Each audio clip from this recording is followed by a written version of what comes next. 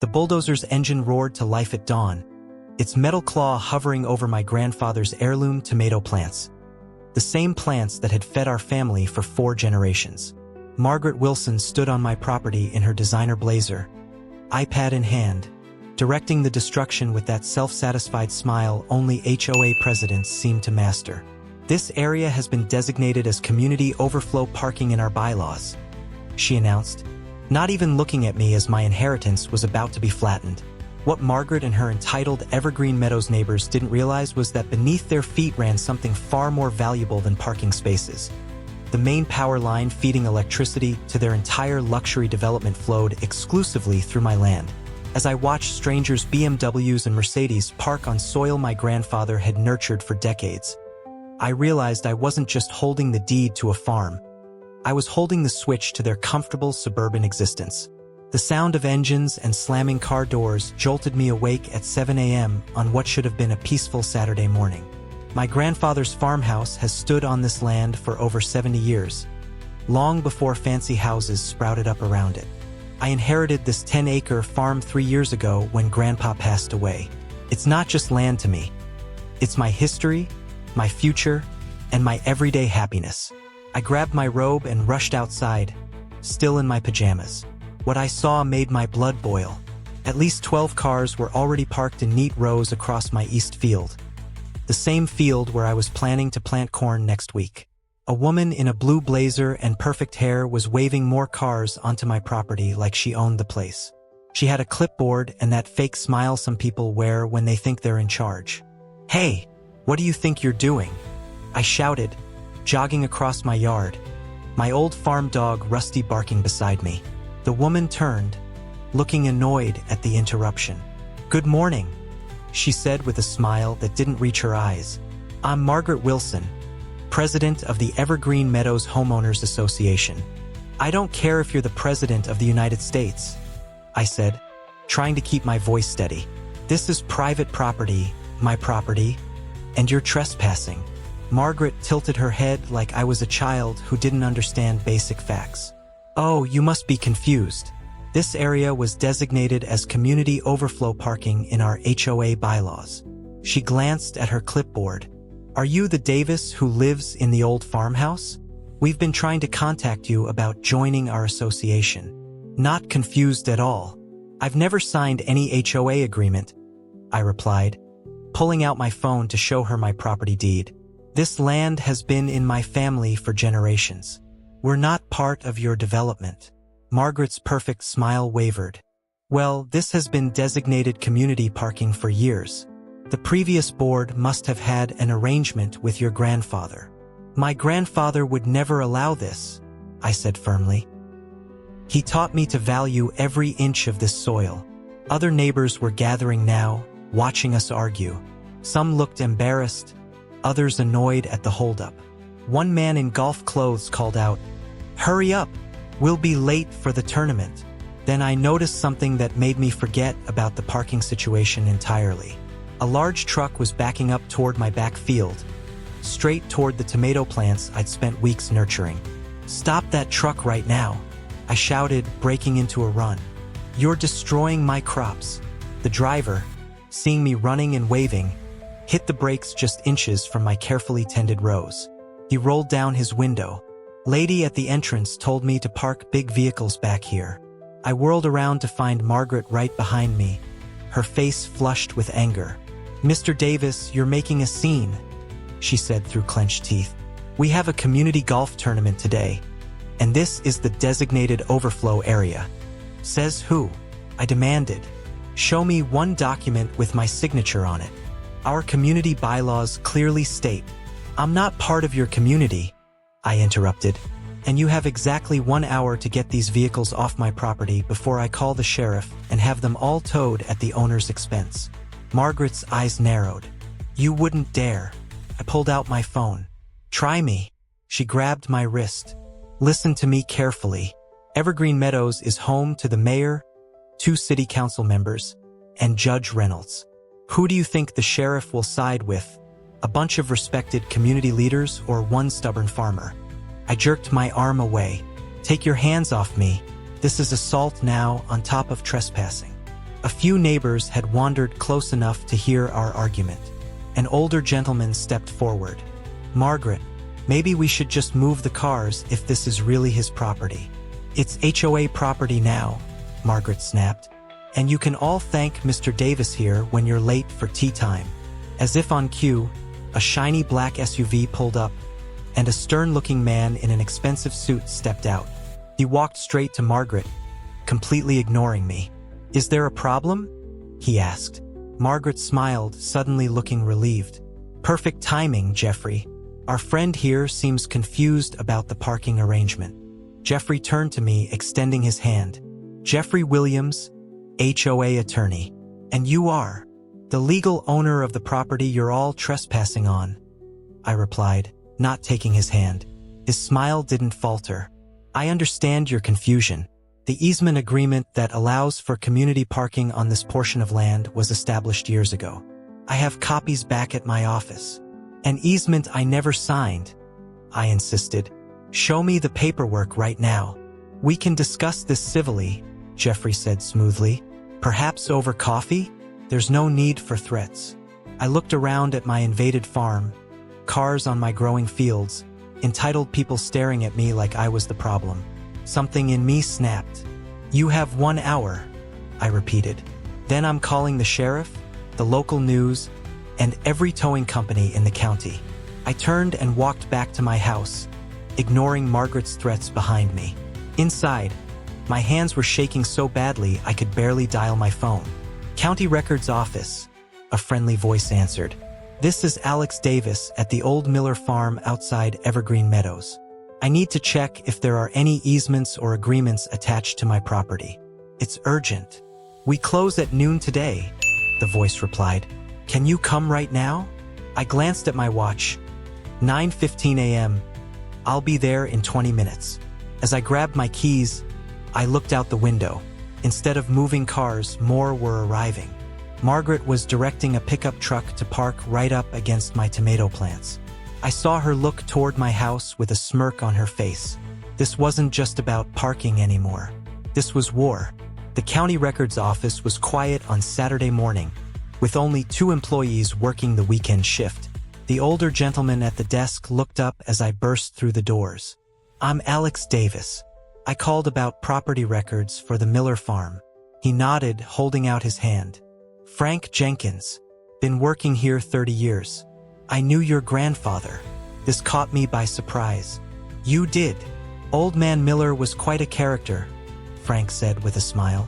"Smart as a whip, especially when it came to protecting what was his." Frank led me to a small research room filled with filing cabinets and computers. "Your property has an interesting history. The developers who built Evergreen Meadows tried to buy your grandfather's land for years. He always refused to sell." I said proudly, "That he did. Drove them crazy," Frank agreed.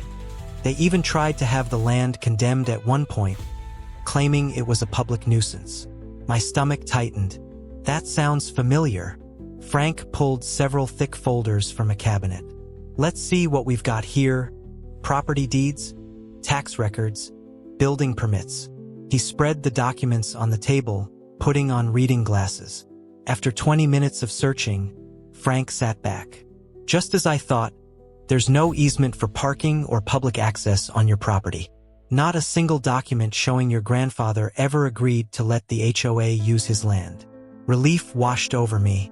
"So they're definitely trespassing?" "Without a doubt," Frank confirmed. "But there is something interesting here." He pulled out a yellow document. "Your grandfather granted the power company an easement 30 years ago to run electrical infrastructure through the north corner of your property." I leaned forward. "What does that mean exactly?" Frank showed me a faded map.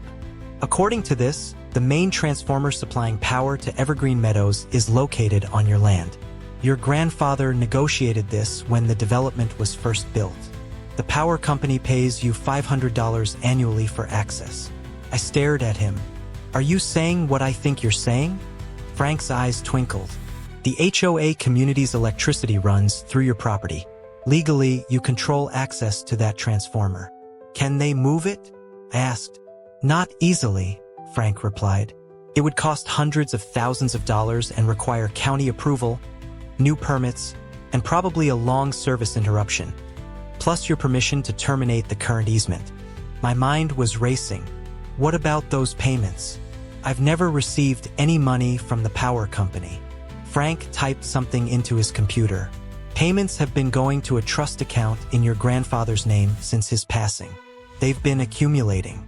You should contact Pinewood Electric about updating the payment information. I left the records office with copies of everything, my heart pounding with a mix of anger and excitement. On the drive home, I called Pinewood Electric's emergency line. This is Alex Davis. I own the property where transformer station E245 is located. I need to speak with someone immediately about unauthorized access to this equipment. After being transferred twice, I finally reached the operations manager. Mr. Davis, I'm Ron Fletcher. What seems to be the problem? Someone from Evergreen Meadows HOA is claiming rights to my property, I explained. I'm concerned about unauthorized access to the transformer station. That's a serious safety issue, Ron said. That station serves over 200 homes in that development. Only authorized personnel should be anywhere near it. Exactly my concern, I replied. I'll be installing security cameras today and would like to confirm who has legitimate access. Only Pinewood Electric technicians with proper ID, Ron assured me. I can email you the maintenance schedule so you're aware when our people will be on site. Perfect. By the time I pulled into my driveway, I had a plan. To my surprise, most of the cars were gone from my field. Only 3 remained, along with deep tire tracks and crushed plants. I surveyed the damage to my tomato field, taking photos with my phone. Several plants were completely flattened, representing weeks of work and future income destroyed. Inside my house, I printed the documents from the county office and organized them in a folder. Then I found the old property surveys my grandfather had kept, showing exact boundaries and landmarks. Just as I finished, a knock came at my door. Margaret stood there with Jeffrey Williams, the HOA attorney. 2 other people stood behind them, a middle-aged man with a stern expression and a young woman holding a clipboard. Mr. Davis, Margaret began, her tone falsely pleasant. We've brought the parking agreement for you to sign. Just a formality, really? I stared at her for a long moment. No cars on my property by the end of the day, and I expect payment for the damage to my crops. Jeffrey stepped forward. That's not how this works. The HOA board has already voted to designate this area for community use. We're simply asking for your cooperation. And if I don't cooperate? The stern-looking man spoke up. I'm Robert Thompson, City Councilman. This community represents significant tax revenue for our city. Surely we can reach a reasonable arrangement that benefits everyone. The young woman with the clipboard looked uncomfortable. The environmental impact study for additional parking within Evergreen Meadows would take months. This is really the only viable option for community events. I smiled, which seemed to unnerve them. I've just come from the county records office, I said, holding up my folder. There is no easement for parking on my property. Never has been. Margaret waved her hand dismissively. Old paperwork can be updated. I've also discovered something interesting about your community's power supply, I continued, showing them the easement documents. The transformer serving your entire neighborhood. It's on my land. Their faces changed instantly. Margaret's smile disappeared. Jeffrey straightened his tie. The councilman took a small step backward. I'm officially revoking access for non-essential maintenance until we resolve this situation, I announced. I've already spoken with Pinewood Electric about unauthorized personnel near their equipment. You can't do that, Margaret sputtered. People have medical equipment, refrigerators. I'm not cutting your power, I clarified. I'm just exercising my property rights, the same way you're trying to exercise yours over my farm. The councilman cleared his throat. Let's not be hasty. I'm sure we can work something out. I agree, I said calmly. Here's my proposal. All vehicles off my property by 5 p.m., full compensation for crop damage, and a signed acknowledgement that my land is not HOA property. Or what? Margaret challenged, though her voice had lost its edge. I held up the power easement document. Or I exercise my right to deny access for scheduled maintenance next week. Hot summer coming up. Would be a shame if the system couldn't handle the load because it couldn't be properly serviced. They left in a hurry, huddled together in urgent conversation as they walked to their cars. I watched from my window as they drove away, feeling both victorious and uneasy. This wasn't over. People like Margaret didn't give up easily. My phone rang. It was Ron from Pinewood Electric. "Mr. Davis, I've been told there might be an access issue with transformer E245. Is everything okay?" I took a deep breath. "There's been a misunderstanding with the local HOA. They seem to think they have rights to my property." "That's concerning," Ron replied. "That transformer is critical infrastructure. Any access issues could affect service reliability for hundreds of homes." "I understand," I said. "I don't want anyone to lose power.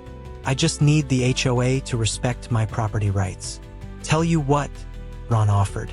"I can come out Monday morning to inspect the transformer and discuss optimal access arrangements.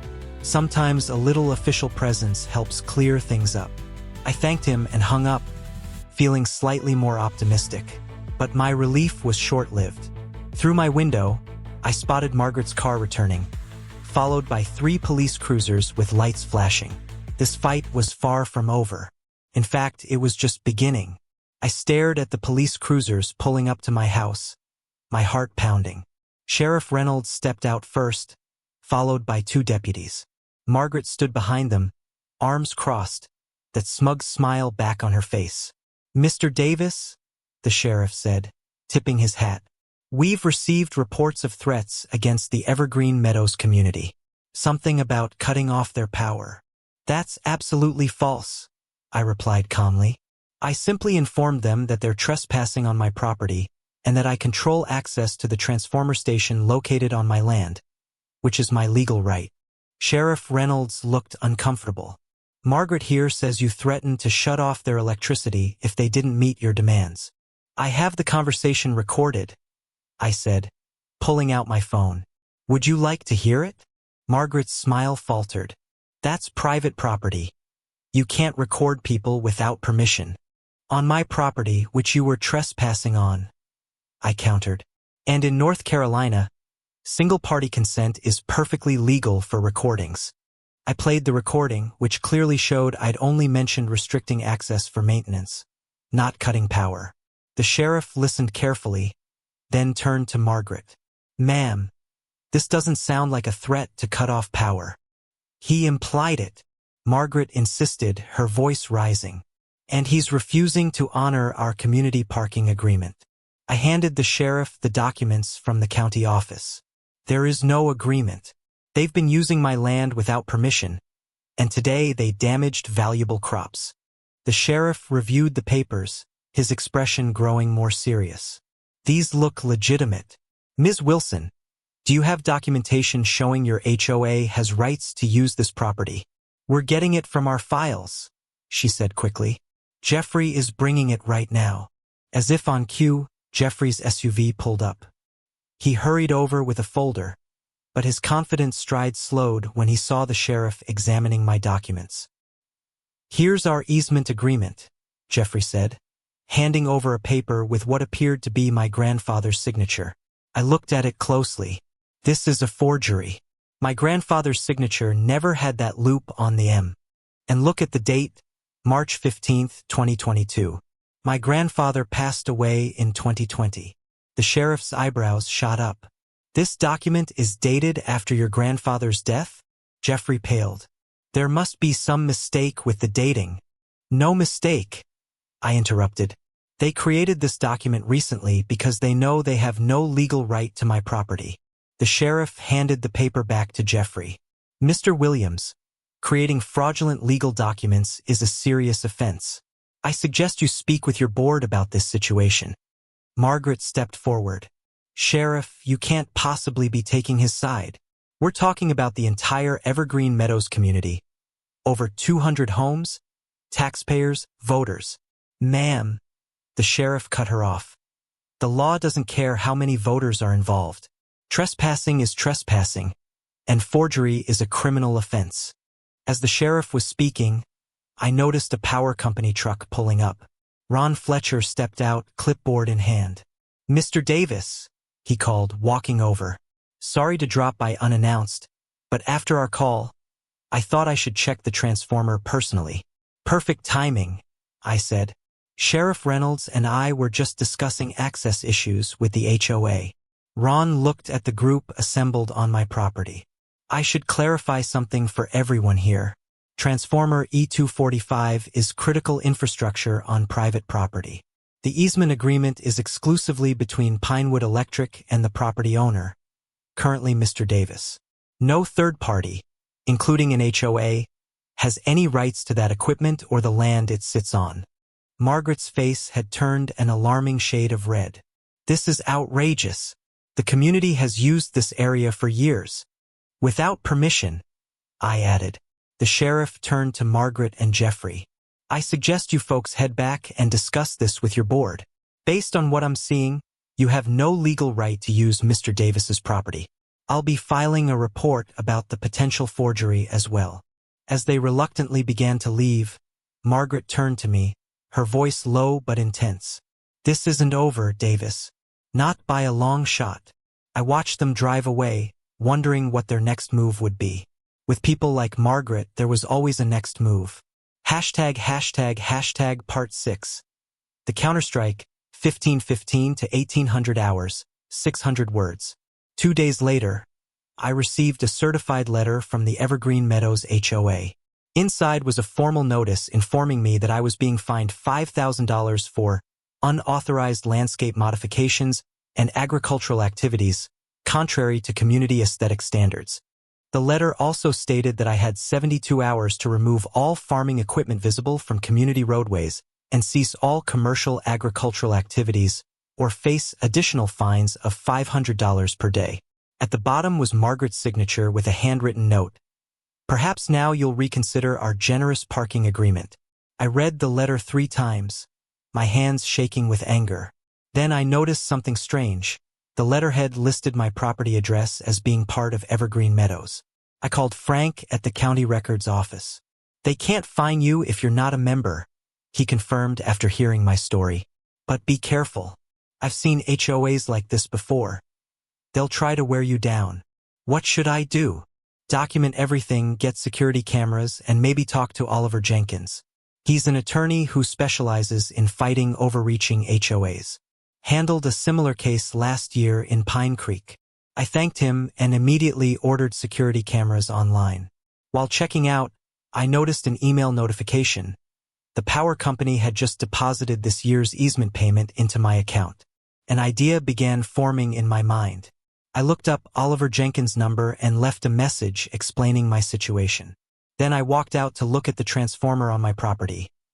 The small green box I'd barely noticed before that suddenly seemed so important. As I approached it, I spotted fresh footprints in the mud surrounding it.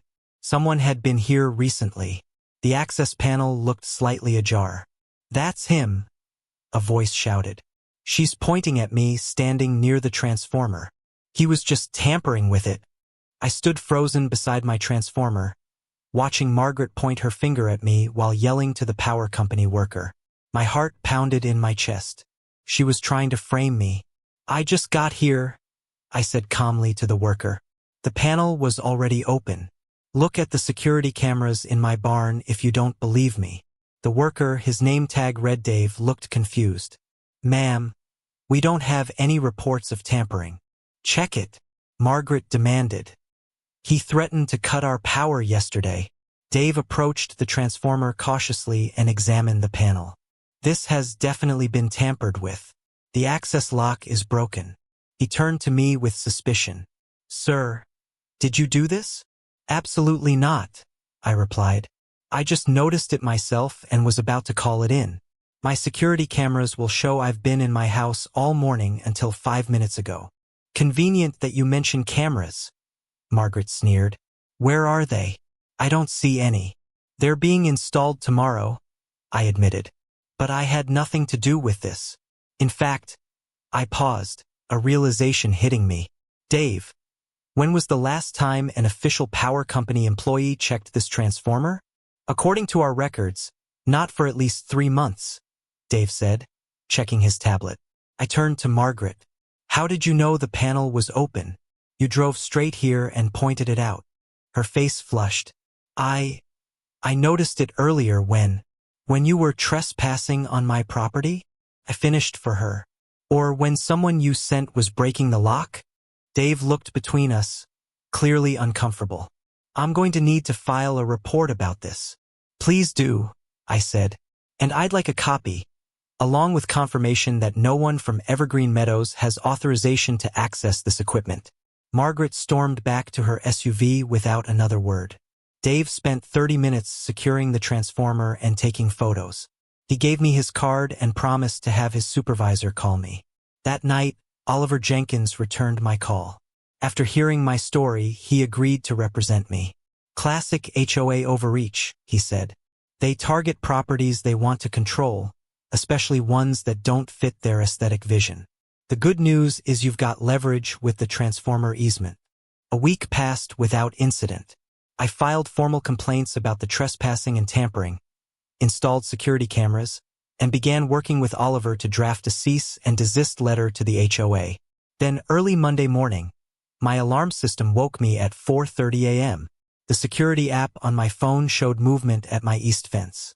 I rubbed my eyes in disbelief at what I was seeing. Someone was cutting through my newly repaired fence with bolt cutters. I called the sheriff immediately and rushed outside with my phone recording video. By the time I reached the fence, 3 sections had been cut open, and a line of cars was already pulling into my field. This is private property, I shouted, continuing to record. You're trespassing. A woman in the first car rolled down her window. We have permission from the HOA. Check your email if you don't believe me. One by one, each driver showed me the same email from Margaret, authorizing them to park in the community overflow lot on my property. The email claimed the dispute had been officially resolved. When Sheriff Reynolds arrived 20 minutes later, 12 cars were already parked on my land. He looked uncomfortable as I showed him the cut fence and my videos. I'm sorry, but there's not much I can do right now, he explained after speaking with several drivers. The HOA has submitted documents to the county showing this area is designated community parking. What documents? Those are forgeries, I protested, showing him my property deed on my phone. Look, he sighed. This is becoming a civil matter. You've got conflicting claims and paperwork. Take it up in court. I can't just tow all these people's cars based on your word against the HOAs.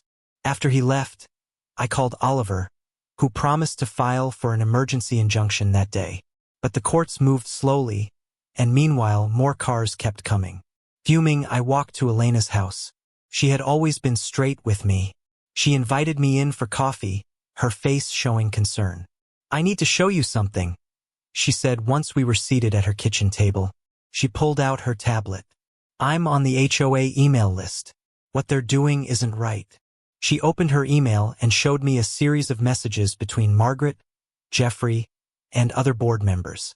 They discussed strategies for annexing the farm eyesore and forcing compliance through escalating pressure. Keep scrolling, Elena said grimly. The next email contained something that made my stomach drop. A scanned document with what appeared to be my grandfather's signature on an HOA agreement from 15 years ago. That's fake, I whispered. My grandfather would never have signed this. I know, Elena replied. Look at the date, April 2009. Your grandfather was still the owner, yes, until he passed away 3 years ago. But that's not his signature. Elena nodded. I thought so. Margaret's husband works at a printing company. He has access to equipment that could easily produce this. She scrolled to another email, this one from yesterday. It gets worse. They're holding an emergency board meeting tonight at 7. Special guest, Margaret's cousin who works for the power company. They're discussing options to permanently resolve the transformer issue. What does that mean? I asked, though I feared I already knew. They're planning to reroute the electricity to bypass your property entirely. Her cousin says it's expensive but doable. Once that happens, you lose leverage. I sat back, stunned by how far they were willing to go. Why are you showing me this? Won't you get in trouble? Elena sighed. I bought my house here because it backed up to your farm. I loved seeing the open fields, the crops, not another cookie-cutter house. They've been trying to force out anything that doesn't fit their perfect community vision for years. My phone buzzed with a text from Oliver. Judge Henderson granted our emergency hearing tomorrow. 9 a.m. Bring all documentation. I showed Elena the message. Will you testify about these emails if needed? She hesitated only briefly before nodding. Yes, this has gone too far. As I walked home, I noticed a power company truck parked near my property line. Margaret's cousin was already getting to work. I had less than 24 hours to stop them. Back at my house, I gathered every document I had. Property deeds, easement agreements, photos of the damage, security videos, everything. Then I made one more call to the local news station. I have a story about HOA corruption, forged documents, and property rights, I told the reporter. And it all comes to a head at a public meeting tonight. My heart pounded as I stood outside the packed community center. Through the window, I could see Margaret waving her hands excitedly, pointing at huge photos of my farm, now marked with parking spaces and walkways. People nodded along, completely fooled by her lies. I clutched my folder of evidence, took a deep breath, and pushed open the door. The room went quiet as I walked in. Margaret froze mid-sentence, her mouth hanging open like a fish. Well, look who decided to join us, she said, regaining her composure. We were just discussing the community improvements planned for that. She paused dramatically. I saw you call a farm. Several people laughed. I felt my face burn but kept walking straight to the front of the room. Actually, I'm glad you're all here, I said loudly. There's something you all deserve to know about what your HOA leadership has been doing with your money and your trust. Margaret rushed toward me. He's trespassing. Someone call security. An older man in the front row stood up. Let him speak, Margaret. I want to hear what he has to say. Others nodded in agreement. I could see Margaret's perfect smile cracking at the edges. Fine. You have 2 minutes, she snapped. I connected my laptop to their projector while saying, I think you'll want to give me more than 2 minutes once you see this. The first slide appeared, a copy of my property deed and survey map showing clear boundaries. Whispers spread through the crowd. As you can see, my farm has never been part of Evergreen Meadows. I've never signed any HOA agreement. I clicked to the next slide, the forged document with my grandfather's signature that Elena had discovered. This is a forgery your board created. My grandfather passed away 3 years ago, but this document is dated just 6 months ago. The room erupted. Margaret lunged for my laptop, but I moved it away just in time. He's making this up, she shouted, her face turning bright red. This troublemaker has been breaking our rules since he moved in. This experience taught me something profound about community and power. When I inherited my grandfather's farm, I thought I was just getting land, crops, and a house with history. What I didn't realize was that I was inheriting a responsibility to stand up against those who would abuse their authority for personal gain. Margaret and her HOA board weren't just trespassing on my property. They were trespassing on the very concept of neighborly respect. They had created a culture where rules were weapons, not guidelines, where power was about control, not community well-being. What surprised me most wasn't their tactics. People have been bullying others throughout history. What surprised me was how many good people remained silent out of fear, watching injustice happen right next door. The real victory wasn't winning against Margaret.